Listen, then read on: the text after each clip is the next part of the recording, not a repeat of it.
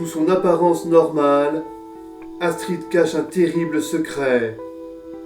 Astrid est vampire, une situation pas toujours bien acceptée par la société.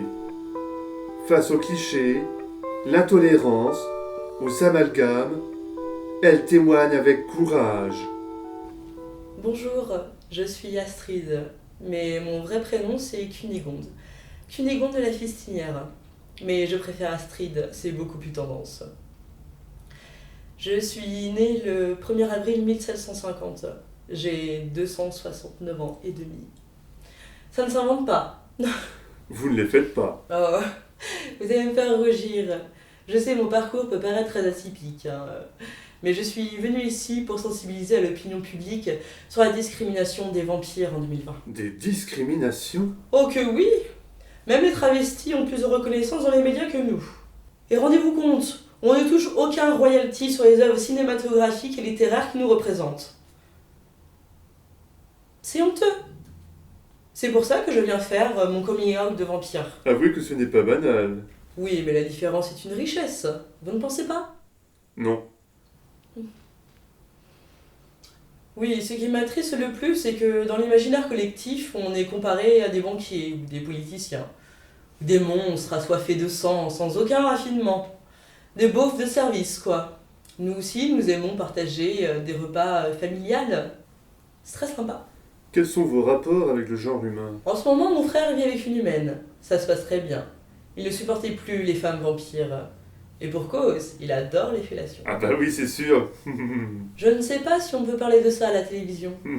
Si on peut, c'est même mieux. Oh, de mon temps, n'en parlez pas.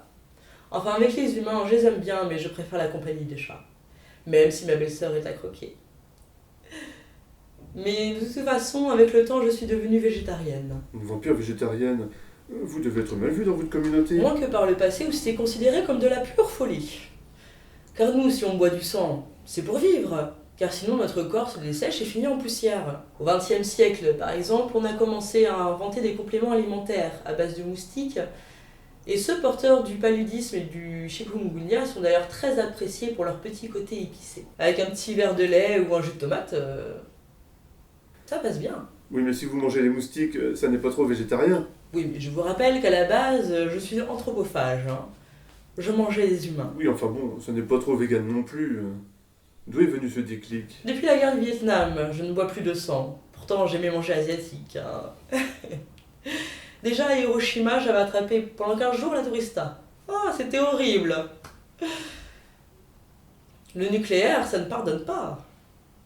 J'ai un ami vampire qui vit à Wesenheim, la plus vieille centrale nucléaire. Ben, rendez-vous compte, il a perdu toutes ses dents. C'est super handicapant pour un vampire.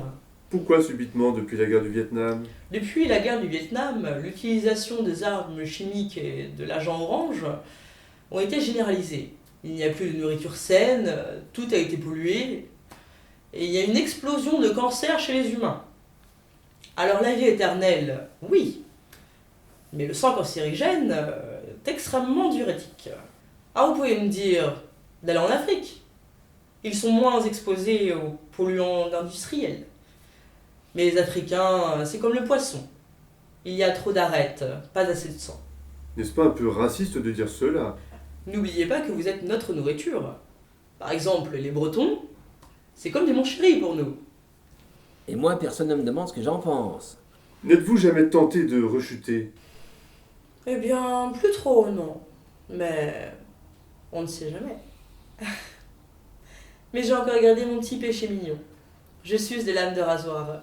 C'est beaucoup plus sain que vos chewing-gums remplis de colorants. Vous en voulez? Non merci, sans façon. Les vampires, ils partent tout le temps chasser, ils laissent leur proie sous le canapé, ça fait des saletés, et quand on a besoin d'un câlin, ça mord. Pourtant, la vie éternelle, ça doit offrir plein d'opportunités. Croyez-moi, la vie de vampire, c'est pas si facile que ça, hein. Entre l'allergie à l'ail, bon, ça passe encore. Mais l'allergie au soleil, rendez-vous compte, je n'ai jamais pu mettre les pieds sur une plage de ma vie. Même les plages ch'tis, sous un ciel couvert, c'est pas possible. Même avec de la crème solaire indice 50 des laboratoires Garnier. Ah, la crème solaire, ne m'en parlez pas. La dernière fois que j'ai utilisé, j'ai été brûlée au 3e degré. J'ai couiné pendant 15 jours. Et puis, j'ai été la risée de tous mes amis. Et toutes ces choses inadaptées de la vie quotidienne, comme se maquiller ou quand je passe devant une église, j'ai des kystes plein la figure. Il y a plus de 30 000 églises en France. C'est commode.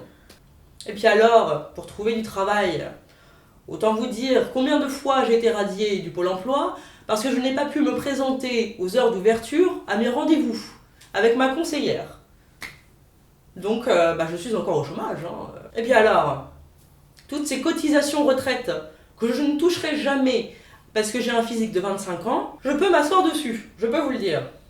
Et puis, inventer toutes ces identités, c'est pas de tout repos, hein. Au fait, les femmes vampires ont-elles leurs règles?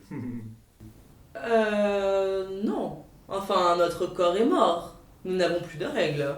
C'est mort. Mais je ne vois pas le rapport. Un témoignage bouleversant sur le destin tragique de gens incompris, méprisés, pourtant si proches de nous.